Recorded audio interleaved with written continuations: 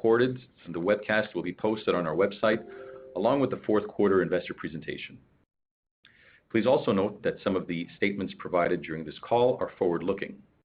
Such statements are based on assumptions that are subject to risks and uncertainties. We refer to our cautionary statements regarding forward-looking information in our annual report, press releases, and filings. Please treat any forward-looking information with caution, as our actual results could differ materially. We do not accept any obligation to update this information except as required under securities legislation. I'll now hand it over to Carl. Thank you, Nick, and good morning, everyone. As I approach the end of my first year into my role as President and CEO, I am incredibly proud of what the team has accomplished in fiscal year 25. Over this time, we have reinforced our executive leadership team across the globe, enhanced operational efficiency, refined our capital allocation plan, and executed on a clear strategy to advance our goal of delivering sustainable value to our shareholders. Despite a volatile macroeconomic landscape, we stayed focused and delivered consistent operating and financial performance. The strength of our balance sheet allowed us to accelerate share buybacks with approximately $150 million in shares repurchased under our NCIB program in fiscal year 25. Over the past 4 years, we have solidified our asset base, anchored in strengthening our foundation and optimizing our diversified portfolio. In fiscal year 25, we continued that momentum through strong contributions from capital investments, progress across strategic initiatives, and disciplined cost control. And there is more we can do. Despite the efforts we have made in stabilizing our performance and improving how we operate the business, we know there are more opportunities ahead. We are confident that these efforts are paving the way for a more sustainable and competitive future. In the fourth quarter, we reported adjusted EBITDA of $365 million on revenue of nearly $4.8 billion. Our Canada, USA, and Europe sectors all generated year-over-year growth. We saw encouraging improvement in Australia. However, overall performance in the international sector was tempered by the negative impact in Argentina from currency devaluation and hyperinflation. Amid persistent commodity volatility, we maintained stable margins as a result of our disciplined cost containment efforts and contributions from our strategic initiatives. Notably, we were happy with the performance of our focus brands in a highly competitive environment. This underscores the enduring strength and relevance of our brands in consumers' everyday lives. Building on that momentum, we're advancing on our key commercial strategies, strengthening our customer value proposition, enhancing returns through focused revenue growth management, and accelerating market entries in new priority regions to drive long-term growth. As a natural next step, our accelerated commitment to putting the consumer first will be further strengthened by our strategic adoption of digital technologies. From automating routine workflows to leveraging data-driven insights for faster, smarter decisions, these initiatives are expected to not only reduce costs, but also position us ahead of the curve in delivering value to our customers and shareholders. These dynamics will support top-line performance, and we remain focused on expanding adjusted EBITDA margins through disciplined operational execution. A notable example of this discipline is our ongoing SG&A optimization program, which included a restructuring of several administrative functions in the fourth quarter. Our now leaner and more agile organizational structure better aligns our resources with the needs of the business following our network optimization initiatives. This is already positively impacting our first quarter performance and will help us deliver our fiscal 2026 outlook. We continue to generate healthy cash flow from operations. Since the beginning of fiscal year 26, we have continued to opportunistically repurchase shares, taking advantage of attractive market conditions. Our capital investment program is also delivering strong and sustainable productivity improvements. For example, in the USA sector, we achieved approximately $27 million in cost savings and benefits during the quarter and reached our $100 million milestone for the year. This is a direct result of the infrastructure investments and systems enhancements we have made to optimize our cost base and support long-term competitiveness. That said, we did observe some softening in the consumer demand, particularly in the food service channel, which was more pronounced during the fourth quarter. In response, we are supporting our customers through value-added initiatives focused on operational efficiency, menu optimization, and profitability. Nevertheless, the food service market channel has recently shown signs of recovery, and our volumes so far in the first quarter have been solid. We are also investing meaningfully in our brands to deliver compelling consumer value at a time when it is critical to consumers. As a result, our innovation pipeline remains robust, with a sharpened focus on value-conscious consumers across all market segments. Even against a challenging macroeconomic backdrop, it is evident that demand for protein-rich products remains strong. We view this as a positive, durable trend that reinforces the relevance of our product offerings, and we are well positioned to capitalize on this demand. On the matter of trade-related tariffs, we continue to anticipate limited and manageable direct impacts. Our diversified supply chain and cross-border operations, which span food service and retail, continues to support our resilience and ability to pivot as needed. We continue to monitor external developments closely while leveraging our strong balance sheet and healthy cash flows to ensure financial stability and agility. We are encouraged by our progress, and we remain committed to sustained growth in fiscal year 26 and beyond. I will now turn the call over to Max for the financial review before providing concluding remarks. Thank you, Carl, and good morning, everyone. Here are the financial highlights of the fourth quarter.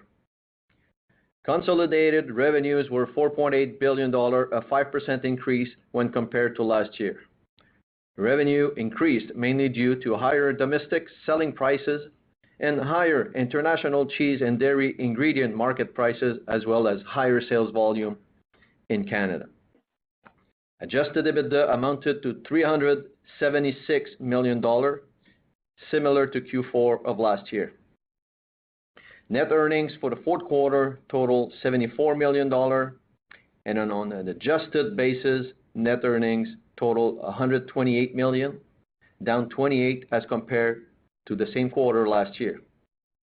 The decrease is primarily attributable to a higher depreciation and amortization expense stemming from our capital expenditure program, as well as increased financial charges related to utilization of the Argentina credit line. I'll now take you through key highlights by sector, starting with Canada. Revenue for the fourth quarter reached nearly $1.3 billion, an increase of 6% when compared to last year. Adjusted EBITDA for the fourth quarter totaled $157 million, up 14%. Our improved performance reflected the benefit derived from operational efficiencies, including continuous improvement program, supply chain optimization, and automation initiatives. Improved performance also reflected a favorable product mix and a higher sales volume, and the positive impact of lower general and administrative costs. In our U.S. sector, revenue totaled $2.1 billion and were 11% higher versus last year. Revenue increased mainly due to the combined effect of the higher average cheese block, butter, and dairy ingredient market prices. However, volume was slightly lower quarter over quarter from softening demand, mainly in the food service market segment. Adjusted EBITDA was $148 million, which was 7% higher when compared to last year. Our results included approximately $27 million in benefit derived from capital investment in our cheese network, cost reduction, and lower SG&A. Our results also include a $20 million unfavorable impact from U.S. market factor, mainly due to the negative milk-cheese spread. The negative spread was partially mitigated through positivity from dairy food product pricing protocol on butter market fluctuations. Duplicate costs incurred to implement previously announced network optimization initiative were approximately $10 million and continue to trend down in the first quarter of the current year. On a full year basis, the USA sector performed well with an adjusted EBITDA 18% higher versus last year, despite the negative impact from a persistent negative milk-cheese spread, a testament to the progress we're making around operational and commercial execution.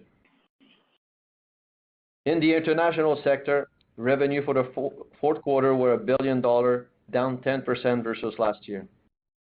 Revenues included a $225 million non-cash negative impact when compared to last year due to the application of hyperinflation accounting under IFRS to the revenue of the Argentina division.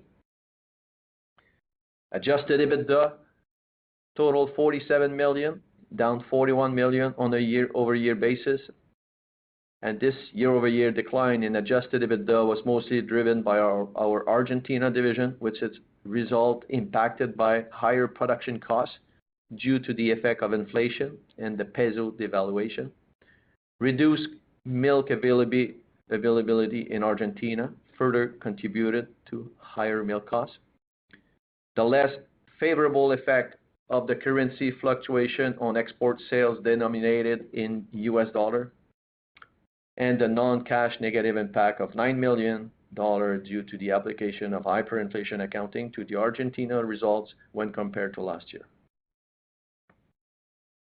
In the Europe sector, revenue were $335 million, while adjusted EBITDA was $24 million.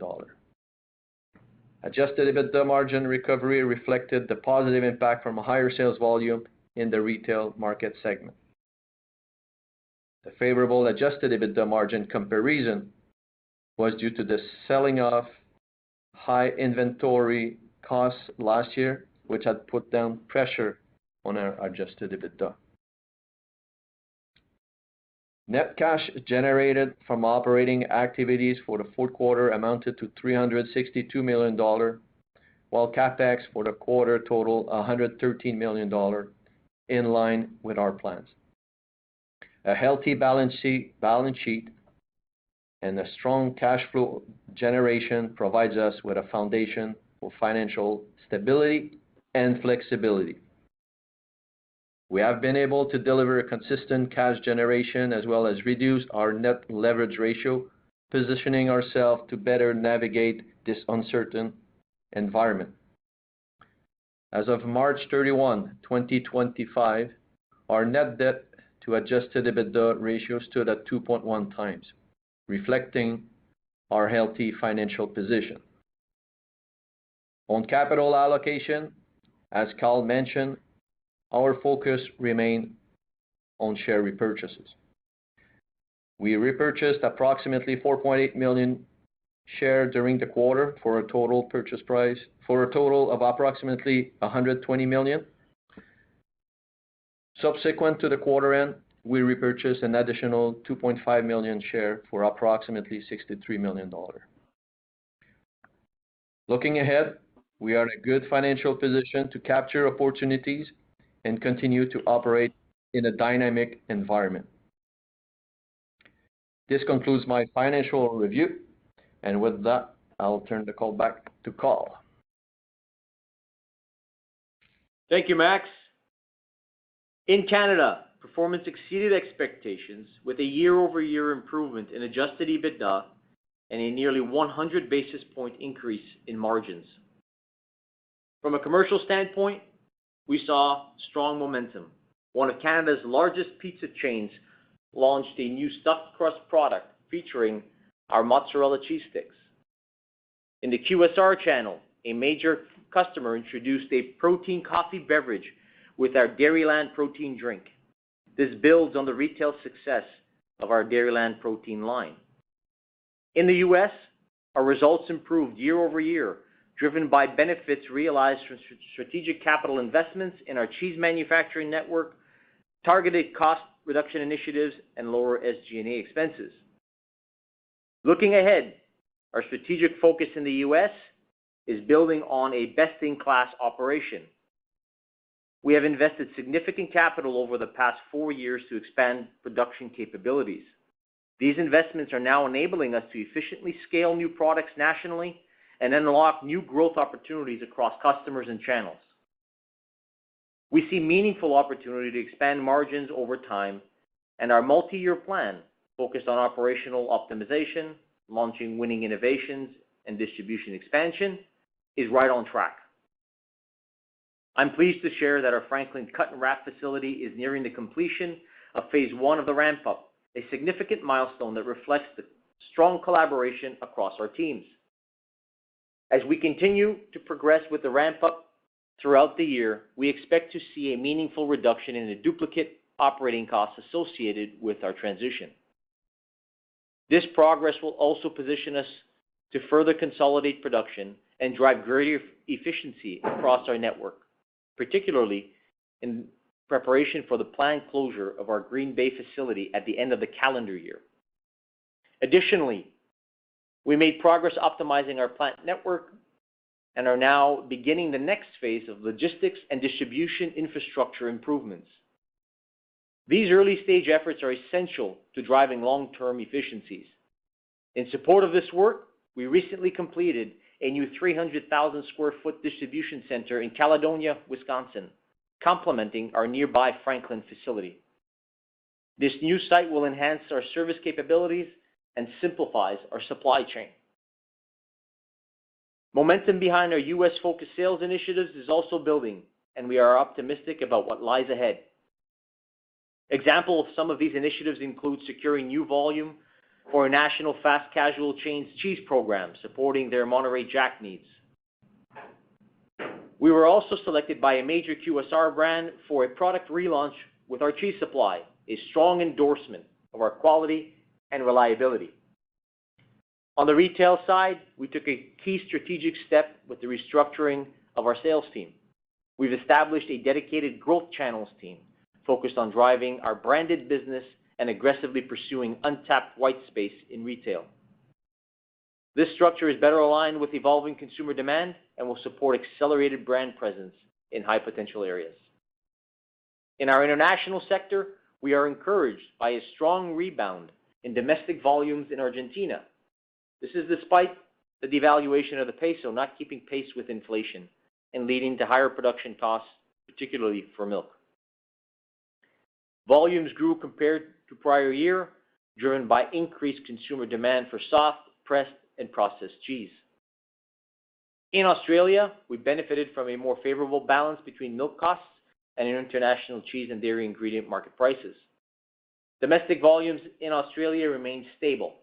However, export volumes saw a meaningful increase, particularly in cheese and butter, as we capitalized on a favorable export market environment. In the UK, the environment remains challenging, but we are managing it with discipline. Volume was higher year over year, and margins continued to recover. As part of our ongoing cost optimization initiatives, we will no longer manufacture functional ingredients. This decision is expected to simplify our production processes, streamline our go-to-market strategy, and deliver meaningful cost savings. Turning to our outlook, this past year has presented numerous macroeconomic headwinds, which we have proactively managed, namely in Argentina. As we look to fiscal 2026, we remain confident in our ability to deliver growth despite persistent headwinds. We are well positioned to drive sustainable value creation. Our key drivers include capitalizing on the benefits of our capital projects, the strength in our commercial strategy, and growing demand for protein-rich products, and our sharpened focus on cost reduction and competitive edge. From a financial perspective, we will maintain our strong balance sheet, and prudent approach to capital allocation, striking the right balance between capital expenditures, dividends, debt reduction, and share repurchases. Given the strength of our cash flow generation and balance sheet, we expect to continue to actively buy back shares through our NCIB program. In closing, I have great conviction in our strategic direction and our ability to deliver sustained value for our shareholders. That concludes our formal remarks. I will now turn the call over for questions. Thank you. If you have a question, please press star one on your telephone keypad. If you wish to remove yourself from the queue, simply press star one again. One moment for your first question. Your first question comes from the line of Irene Nattel of RBC Capital Markets. Your line is open. Thanks, and good morning, everyone. Carl, listening to you this morning and reading the press release last night, I was really struck by the outlook section where the tone seems more confident than I've heard it in several years. Can you comment on that, and can you talk about where you're feeling the most confident, where you see the biggest upside, and where you see kind of some potholes that you're going to need to navigate? Good morning, Irene. Thanks for the question. Yes, it's certainly intentional and natural. The business is performing well. It's been, I'll say, a long couple of years with regards to the cycle of investments, the efforts that the teams across the globe have put through it, and we all know the backdrop over those couple of years. So all this to say that we do feel strongly about the capabilities that we now have offered ourselves, the position that we've put ourselves in with regards to supply, the diversity of the portfolio, and this is, quite frankly, across every one of our divisions. So we feel that we're in a very good place to be able to capture the ongoing demand and for dairy and how dairy is perceived by the consumer. That said, some of the areas where we feel that we'll probably have the greatest upside absolutely is here in North America, specifically in the U.S. It was the largest of our capital investment program, the longest to really come to fruition and to deliver. But we're here now.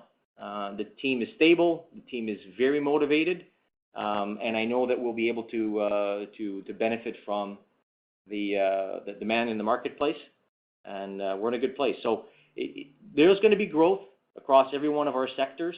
That is our plan, and I can share that same. My team, shares the same enthusiasm as you hear from me right now.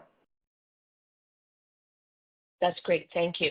And then just asking specifically about Europe. Obviously, it's possibly been the most disappointing region over the last several years.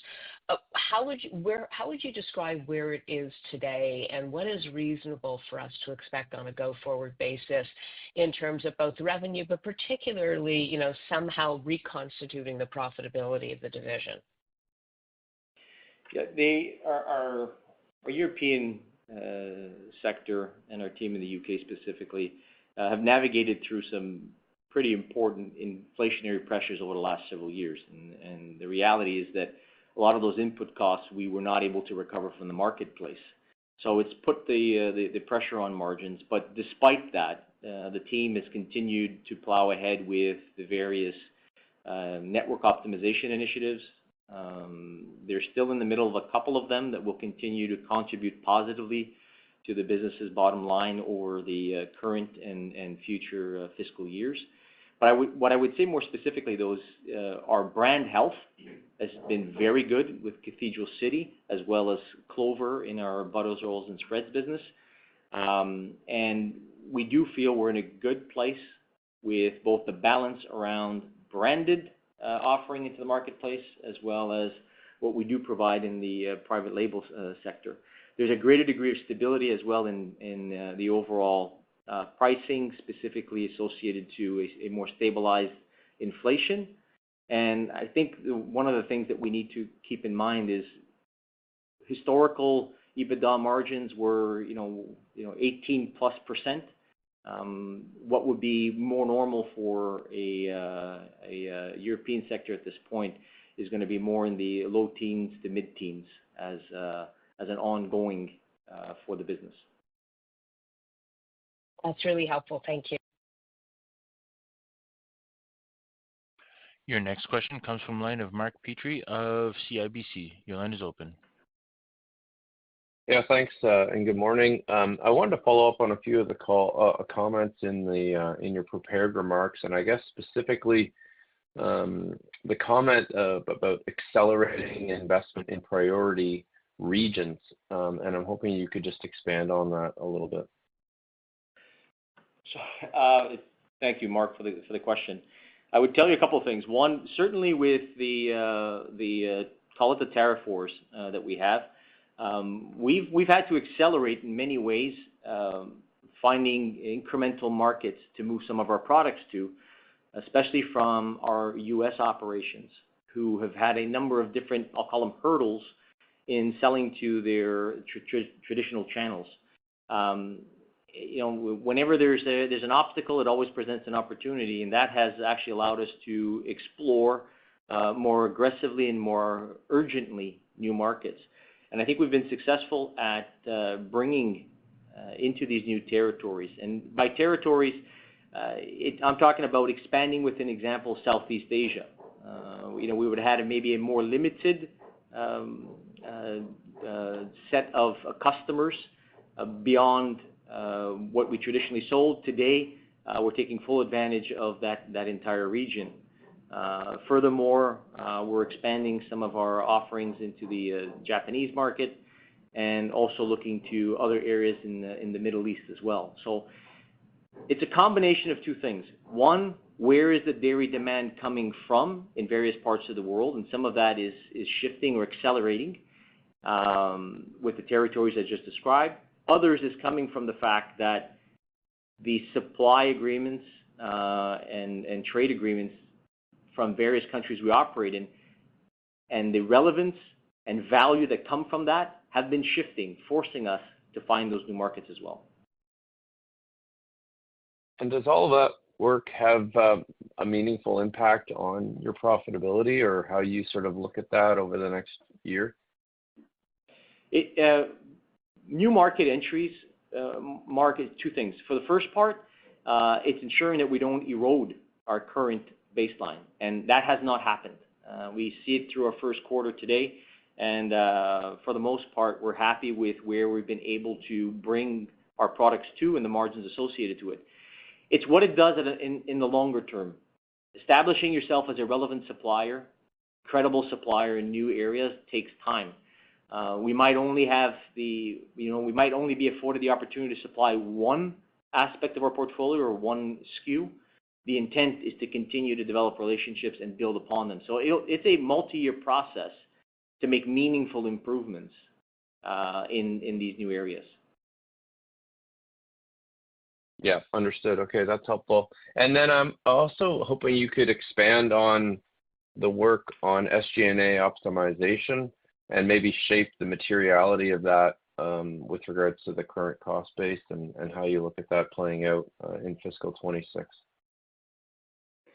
So the focus of our efforts was, making sure that we don't take things for granted, and specifically the kinds of business processes we operate with, both those that are driven by the systems that we have, as well as some of our legacy practices. So we took a fresh look at the way we conduct business on a day-to-day basis and ensured that the limited resources that we do have are focused in the right areas that drive the most value. That led us to reshaping some of the things that we do, as well as I spoke about in my remarks, I'll say call it the conclusion to accelerate our need for adopting greater digital technologies. And of course, AI is part of those technologies. And that's going to span a number of areas driven primarily or from a priority standpoint in the supply chain side. There are a number of things that we can do with the adoption of readily available technologies to help with our overall relevance to consumers with data with fill rates, so on and so forth, and all leading to an overall better cost base. So all of this to say that, yes, we have in the fourth quarter reshaped these business processes. It has led to the reduction in our overall workforce, and that is, of course, is a more structural change, a permanent one as we move forward, and will continue to, I'll say, benefit us both in the cost of that as well as the efficiency that comes with the streamlining. Okay. Thanks for all the comments, and I'll get back in the queue. All the best. Thanks, Mark. Your next question comes from the line of Michael Van Elst of TD Securities. Your line is open. Good morning. Questions on Argentina. It's been a struggle in the last little while, mostly because of the hyperinflation, but also because of declining volumes, milk supply volumes. So the milk supply seems to be improving again. But can you help us understand the extent to which you could benefit from the relaxation of the currency controls and the slowing inflation, and how much we could see these hyperinflation impacts go away in fiscal 26? Yeah, thanks, Mike, for the question. I'll provide some comments, and then I'll also ask Max to contribute a little bit more in and around the hyperinflation accounting. But you are correct. Milk and milk supply has been steadily improving, and we've been getting our fair share, if you like, of that recovery and then some. So we're in a good place for providing volume to our domestic and international customers. So I'll say it's all green lights on that front. We're also seeing, generally speaking, the good stability in the overall currency value, which is helping with the overall pricing and our pricing strategies to the various markets. So despite the volatility that we saw over the last 18, 24 months in Argentina, what we are seeing right now is a greater degree of stability both in the input costs, the supply of it, and in the overall commitment to the monetary policy. I'll turn it over to Max, who can maybe enlighten us a little bit more on how that can translate to our financial results. Yeah, well, good morning. So, back in April, from an Argentina government perspective, the country itself ends up having an agreement with the IMF and facing their maturity. And this was viewed, and this is still viewed, as a big step towards a more stable, autonomous economy, and providing some relief around the currency control in various measures in order to reduce inflation, remove the restriction to the currency, to boost activity, to boost employment, investment, that sort of thing. The anticipation is the gap between a devaluation of the currency and the rate of inflation to narrow, to get closer. So the variability or the volatility that those metrics would have on our results is viewed, we're looking at it, that it's going to be less meaningful. And what this could mean to us with lower inflation, of course, lower cost to operate, lower milk costs, and from a currency perspective, being more profitable from an export perspective from a lower inflation rate. Those would be still valid, and this is what we expect that it's going to be over the next few months and quarter. That said, everything could change, but it looks like the population is behind the current government. The hope to aspire and the aspiration to the stable economy remains there. And right now, despite there's still a gap, even as of today, between the rate of inflation and the devaluation tends to narrow. So we expect to have a bit better visibility, predictability on our results. So we're looking at it very favorably.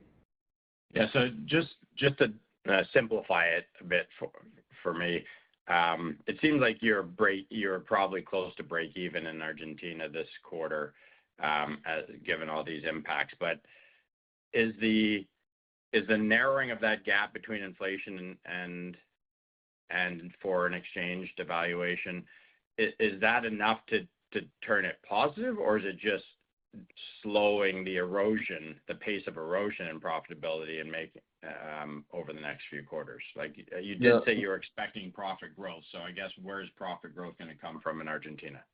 Yeah, we're seeing that we're sort of at the bottom from that angle, if you will. We feel the reduction in the rate of inflation is going to be a positive. On top of that, not only from a milk cost, but also from a financing perspective. So the below EBITDA should be less penalizing, if you will. And don't get me wrong, we're not in a negative position from an Argentina standpoint, but we're certainly looking at it as a positive catalyst for us in F26. Okay, maybe, thank you. And then, Michael, just to add one other item, and when we talk about the commentary on growth, let's not forget specifically in Argentina, there's about a 7% gap in the milk supply as far as volume goes that we are now recovering, and we see it in our first quarter. So just the recovery in the milk and the revenue from bringing those products to market is also going to be an important contribution to the Argentinian performance. And you're seeing that 7% already coming through in this quarter? It's tracking to trend. Yes, it's tracking to being about a 7% recovery to the milk pool. Okay. And then just a question on Australia. It looks like for the July 1st new fiscal year in the milk market there, that you've offered about 6% more to the farmers for their milk. I think that's right. So that seems like it's in line with the increase we're seeing in international dairy prices. But how do you plan on managing that domestically? Do you have the power to pass that on fully within the Australian market? Well, first of all, the opening price that we've presented is one that we feel is competitive versus the alternatives that our farming partners have as well.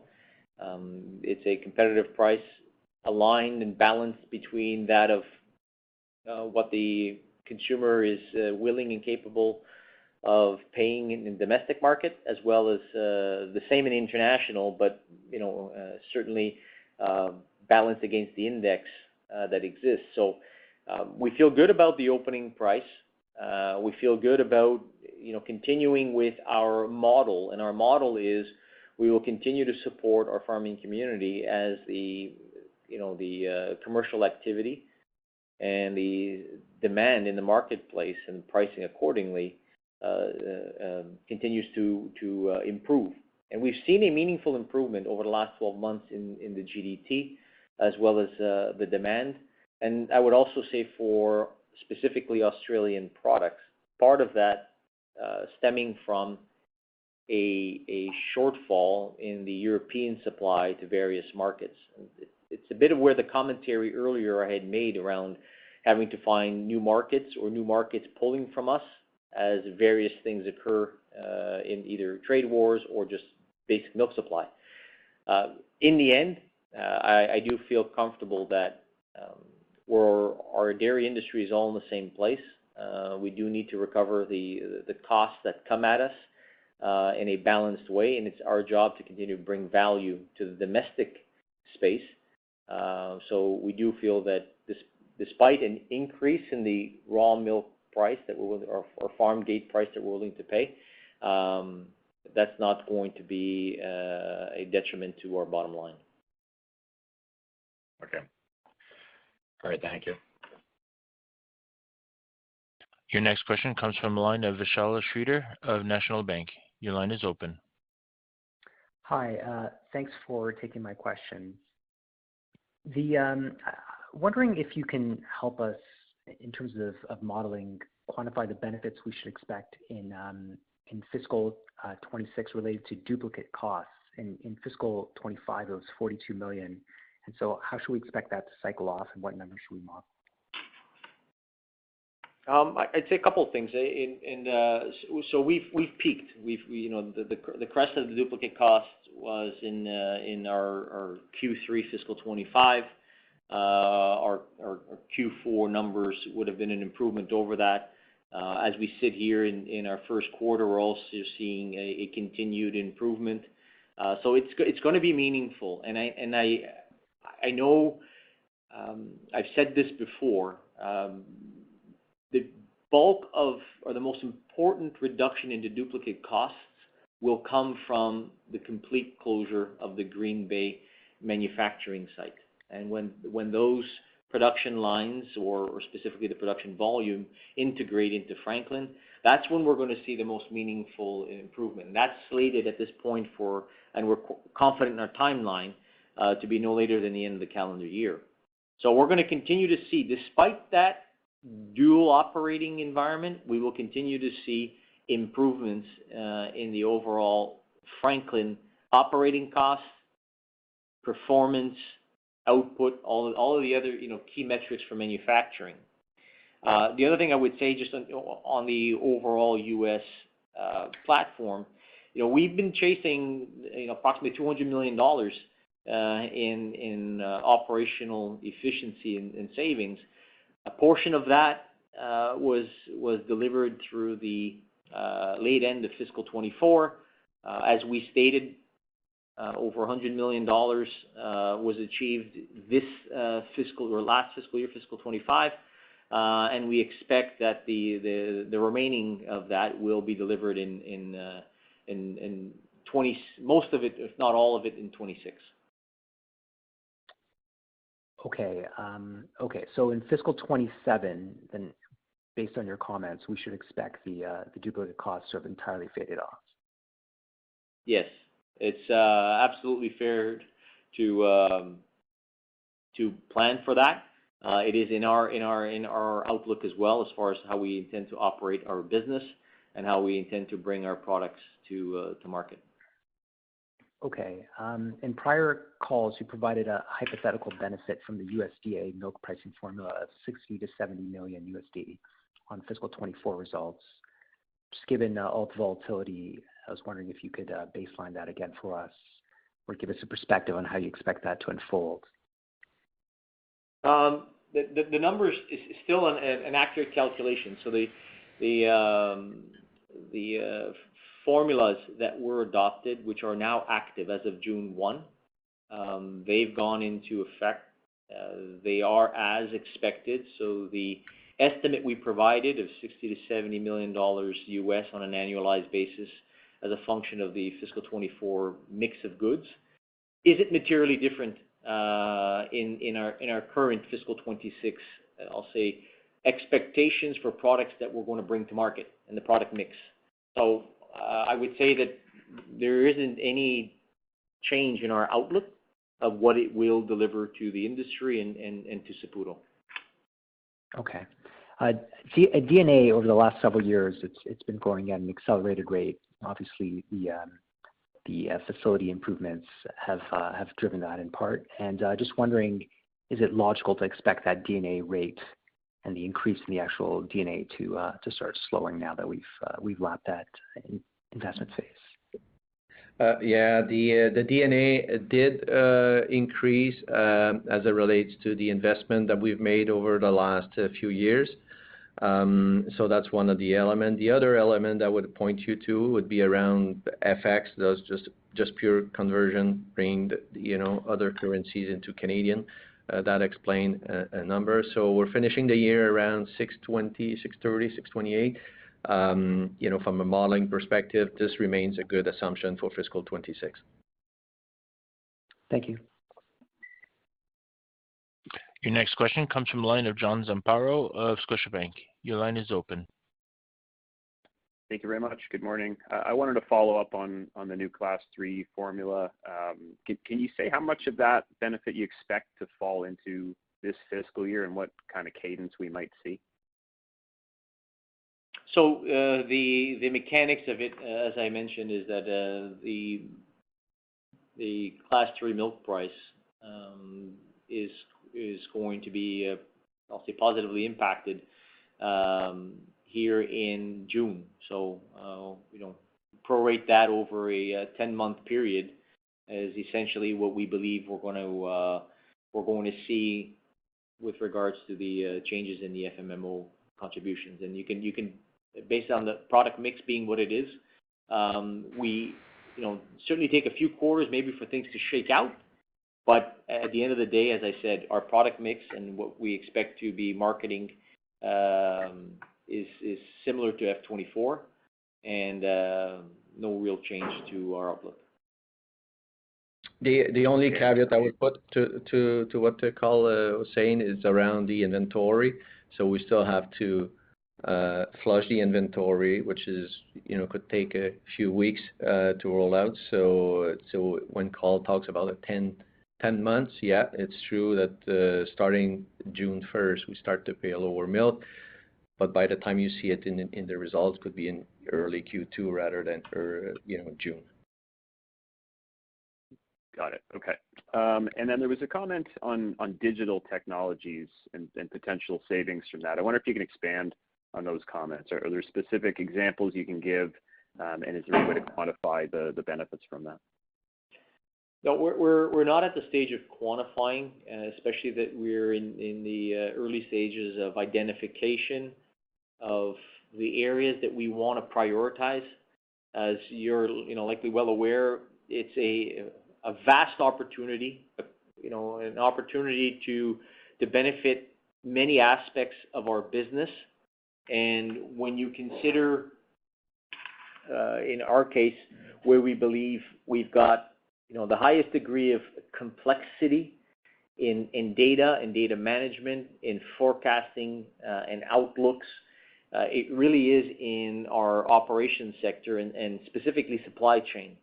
And so as it sits today, outside of targeted, ad hoc initiatives that bring tools such as, your traditional AI tools to the everyday user, which will bring, some level of contribution to productivity, the bulk of the improvements, the meaningful improvements to how it translates to the benefit of the consumer, to the benefit of our business, will come with the choices we make on the supply chain side. Once we have a more defined plan, certainly our due diligence will bring us to evaluating the returns, and we'll be in a better position to share some of those exciting details. Okay. I appreciate the commentary. I'll pass it on. Thank you. Your next question comes from the line of Scott Marks of Jefferies. Your line is open. Hey, good morning. Thanks so much for taking my questions. First thing I wanted to ask about is just some of the USA dynamics. I know you spoke to softening food service demand. So just wondering if you can kind of dig into that a little bit in terms of the differences you're seeing between food service and retail and some of the dynamics at play there. Thanks.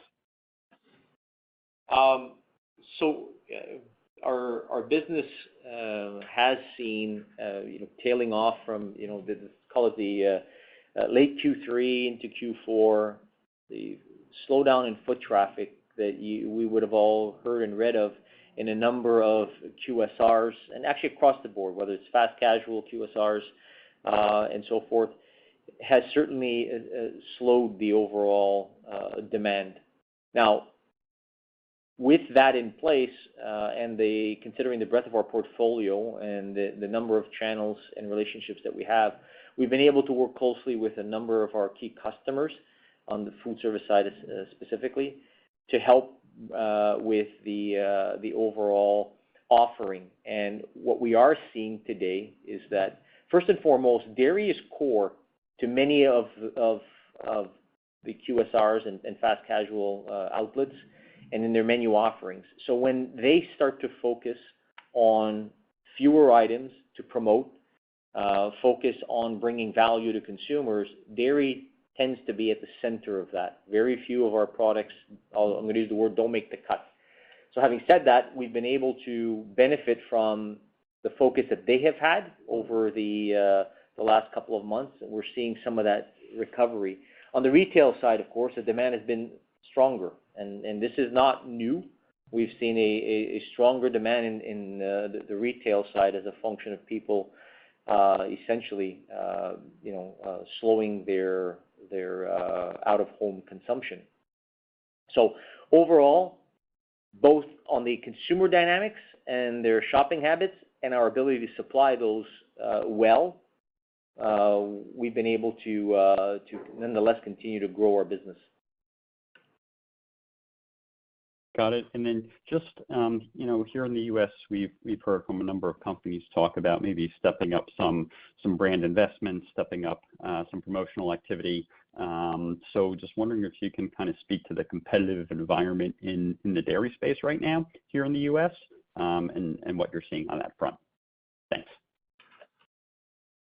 Much like those other entities and/or brands that you heard about, we're doing the same.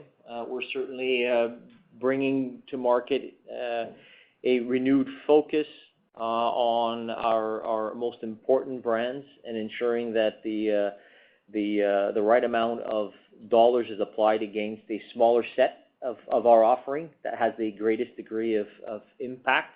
So we are dialed in, like many others, in ensuring that we're constantly reading the signs, if you like.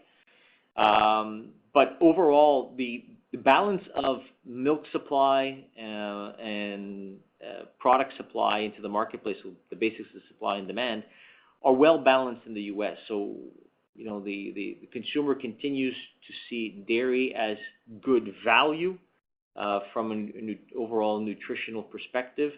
And we're seeing, I'll say, a typical U.S. level of competitiveness in all marketplaces, but nothing unusual. Got it. Thanks so much. I'll pass it on. Your next question comes from the line of Chris Lee of Desjardins. Your line is open. Good morning, everyone. Hi, Carl. Just want to maybe start with a question on milk cheese spread.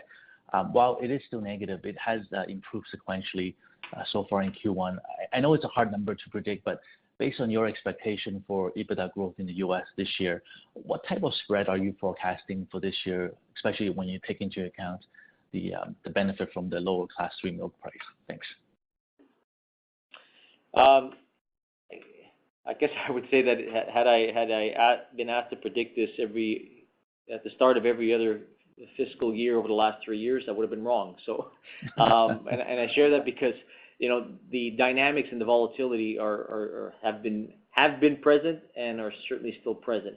However, what I can say is that as we sit here in Q1, we have seen some meaningful improvements in that spread over the quarter versus the Q4, and there isn't anything in our nearer term outlook that would suggest a material imbalance between the overall supply of milk and that of some sort of erosion in demand. The U.S. pricing for just about all of its portfolio of dairy offerings to the export markets is still at a good value, and you could even say at a discount to European offerings and/or offerings from Oceania. So there's still a healthy demand and pull on the U.S. dairy sector to supply both domestic and international needs, and it's that balance that I think will be consistent over the next couple of months and quarters, and I think that will continue to support the kind of pricing we're seeing in the block, as well as what we're seeing in translated into Class 3. And that's despite any changes in FMMO. Got it. Okay. No, that's helpful. And then maybe just a follow-up on your comment about operational efficiency savings. As you noted, you guys achieved about $100 million in fiscal 25. How much do you expect to achieve this year? like I said, it's the remainder of the $200 million. We're not talking about the same value as we had this year. It's something that is meaningful nonetheless to our bottom line. And at the end, it's not just a question this time around of the contribution from simply closing the assets in hand. Now we're talking about how it is we actually improve on the line outputs and as well as bring to market the products that we now have the capabilities for. So I'll say that in the end, it'll be as per our plan in way of contribution, and we expect it to be nonetheless a meaningful one. Got it. Okay. And then my final question is, where does M&A rank in terms of your capital allocation priorities? Well, Chris, I think that by virtue of it being absent in some of our conversation remarks, so on and so forth, it kind of tells the story as to where it is within our current mindset. And the reason for that is we are very dialed in and focused on extracting the full value of the investments we put in. I know I sound like a broken record when I say that, but is only so much we can tackle, and the team is very encouraged by the efforts and the focus that they've put in over the call it the home stretch of the investments, and now really want to benefit from the new capabilities and opportunities that this presents. So they're dialed in and focused on that, and we're supporting them in that endeavor as well. It doesn't mean we're standing still by any means. We constantly are looking at how it is we can innovate, complement our portfolio as consumer habits, needs, expectations change. And things that could be complementary to our offering are always in our minds. But I can tell you that right now, the greatest degree of focus for our capital allocation has been completing our capital expenditures, making sure that we, considering the current valuation of our share price, if you like, continuing with our buyback program, and M&A is one of those items that we will consider should there be something that we need. Got it. That's very clear. Thanks, and all the best. Next question comes from the line of Tammy Chen of BMO Capital Markets. Your line is open. Hello, good morning, everyone. This is Riyadh on for Tammy Chen. So my first question is on Europe, where the margin was down quarter-over-quarter this quarter. So my question is, how should we be thinking about the pace of margin recovery going forward? Well, before commenting on the quarter-over-quarter, I would say that the European sector is in a better place when it comes to, I'll say, the milk supply, the overall stability in the pricing of the input costs that they're planning to be working with. As I said earlier, are the brand health in both Clover, Cathedral City, some of our Wensleydale products as well is in a good place. So we expect that with the overall positioning and the strength of our brands, our offerings, as well as the initiatives that the team have initiated around optimization, and that maybe I can just recap briefly what some of those were.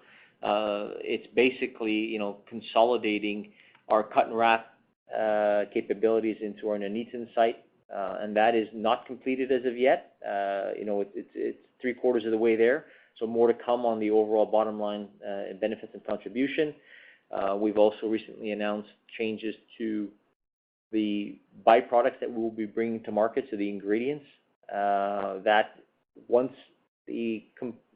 completed, and that will be towards the tail end of Q2, early into Q3, we'll also see a more streamlined cost basis for the European sector.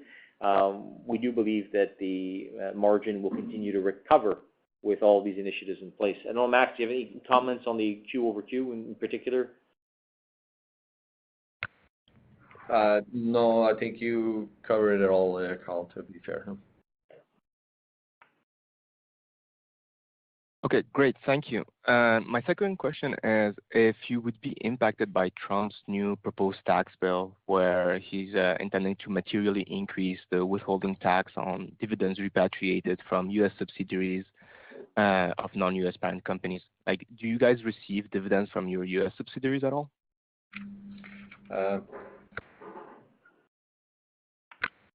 Yeah. So yeah, of course, we ultimately could end up